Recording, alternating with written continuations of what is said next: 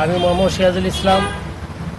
আমি সাংগঠনিক পদপ্রার্থী মোহাম্মদপুর স্বেচ্ছাসেবক ব্যবসায়ী কল্যাণ সমিতির নির্বাচনে দাঁড়িয়েছি। সাংগঠনে আমার মার্কা হচ্ছে মই মার্কা, আমার মার্কা হচ্ছে মই। সাংগঠনিক পদপ্রার্থী আসলে আমাদের বিগত প্রায় 19 বছর যাবৎ আমাদের এখানে কোনো কমিটি গঠন হয় নাই। বাট এখানে আমাদের নতুন প্রজন্মের যে ছেলেপেলেগুলো সেগুলো কখনো নির্বাচন দেখে নাই।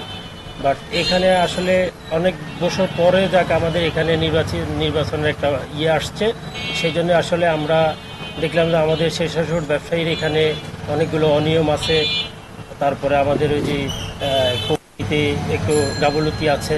বাট আমাদের এই রোডের সিসি ক্যামেরা দ্বারা মানে আমাদের একটু করা দরকার।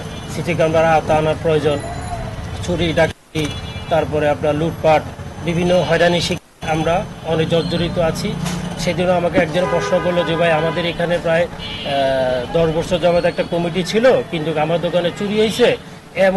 এমন একটা ব্যক্তি এসে বললো না যে ভাই আপনার দোকানে তো চুরি হয়েছে, কিন্তু আপনার মালামাল তো আমরা দিতে পারবো না। একটা সান্ত্বনামূলক একটা কথাও বলার মতো কেউ ছিল না। সেজন্য আসলে আমরা এই পদক্ষেপ নিয়ে আসলে আমরা এখানে দাঁড়িয়েছি। তো এটা বিশাল একটা সংগঠন, সাংগঠনিক মানে বিশাল একটা সংগঠন। এটা অনেক বিশাল একটা আপনার কাজ করবে ইনশাল্লাহ।